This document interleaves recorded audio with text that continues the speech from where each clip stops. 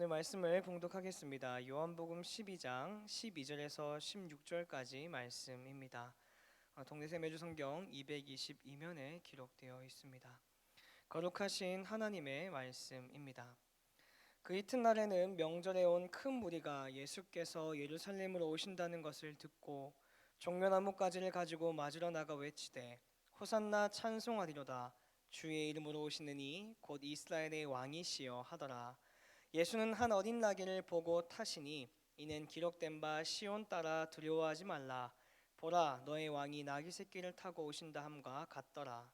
제자들은 처음에 이 일을 깨닫지 못하였다가 예수께서 영광을 얻으신 후에야 이것이 예수께 대하여 기록된 것임과 사람들이 예수께 이같이 한 것임이 생각났더라.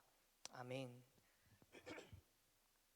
오늘 우리가 함께 묵상하는 요한복음 12장 12절 이후의 말씀에는 예수님께서 예루살렘에 들어가신 뒤에 나타나는 여러 사람들의 반응에 대한 이야기가 기록되어 있습니다.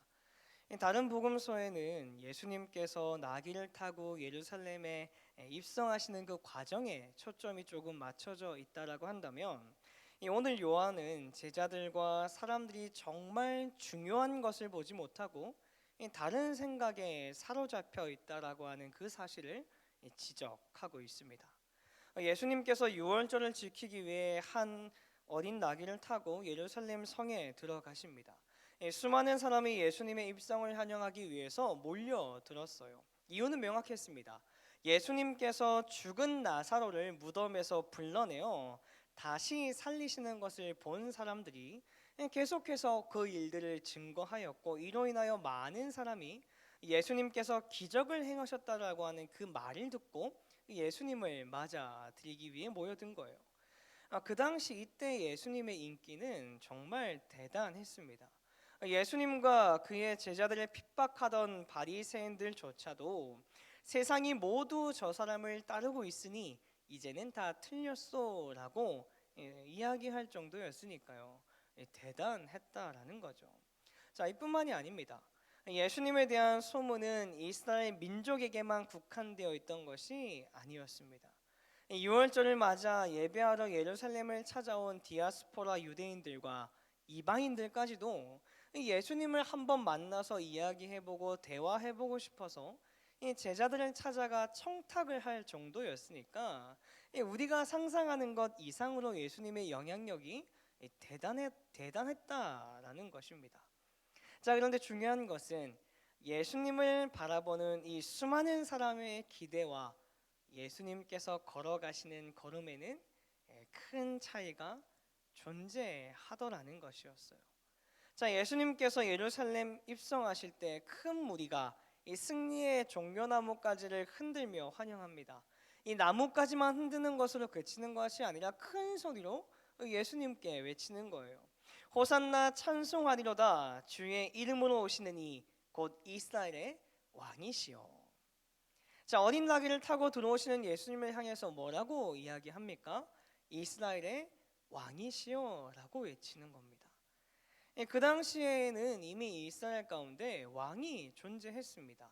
이스라엘을 통치하는 왕이 존재했어요. 그럼에도 불구하고 수많은 사람이 예수님을 향해 이스라엘의 왕이라고 외치고 있더라는 거죠.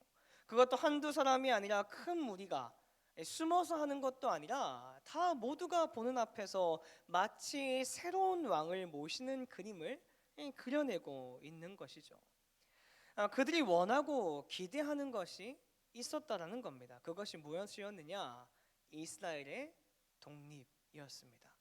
그들은 예수님께서 정치적으로 이스라엘을 로마의 압제로부터 구출해 주실 것을 기대하고 꿈꾸고 소망하고 있었어요. 예수님께서 지금까지 보여주신 수많은 기적과 그의 가르침은 이스라엘 백성들이 가지고 있던 이 독립에 대한 열망을 성취해 주실 수 있는 위대한 인물이라고 하는 확신을 갖기에 충분했던 거예요. 예수님께서 걸어가시는 길이 어떤 길인지 그들은 전혀 몰랐다라는 것이죠. 자, 그런데 제자들도 마찬가지였습니다. 예수님과 함께 했지만 예수님의 소망, 영광에는 전혀 관심이 없습니다.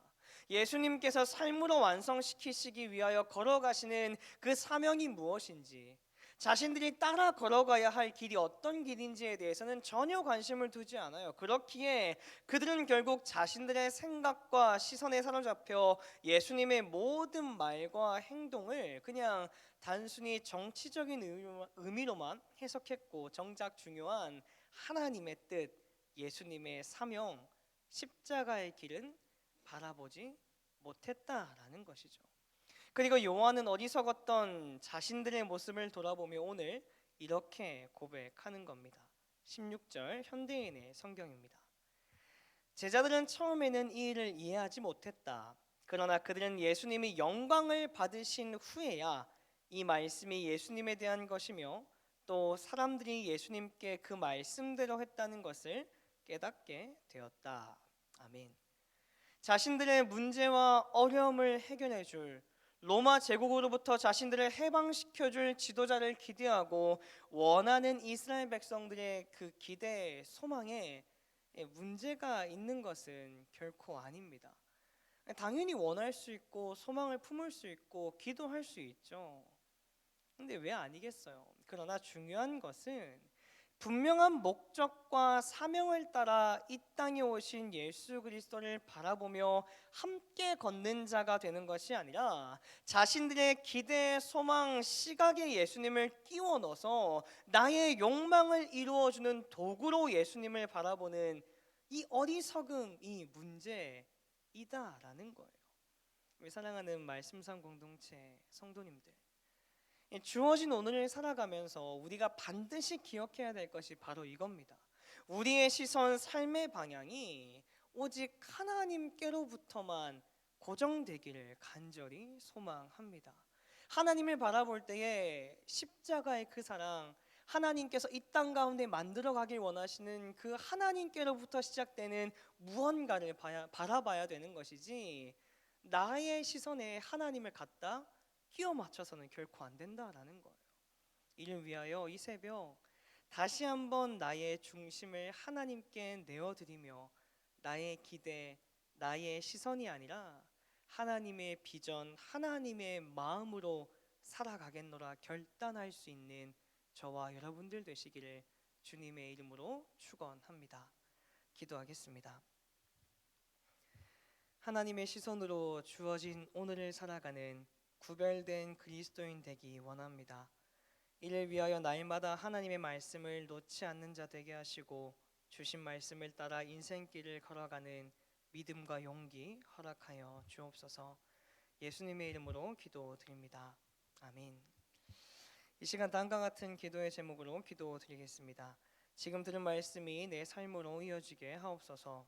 동네 세매주 성경 말씀 묵상 소그룹 사역이 활성화되어서 말씀이 살아 움직이는 공동체가 되게 하옵소서. 특별히 요한복음을 통해 예수 그리스도에 대해 보다 더 깊게 알아가는 은혜의 시간 되게 하옵소서. 문제와 어려움, 고난과 아픔의 시간을 지나는 연약한 이들을 지켜주시고 하늘의 위로와 평안, 기쁨과 감사를 허락하옵소서. 러시아 우크라이나 전쟁을 멈추시고 온 세상 열방의 평화의 복음이 선포되게 하옵소서. 공동 기도문의 기도 제목과 각자의 기도 제목을 따라 기도하시다가 삶의 자리로 나아가시겠습니다. 기도하겠습니다.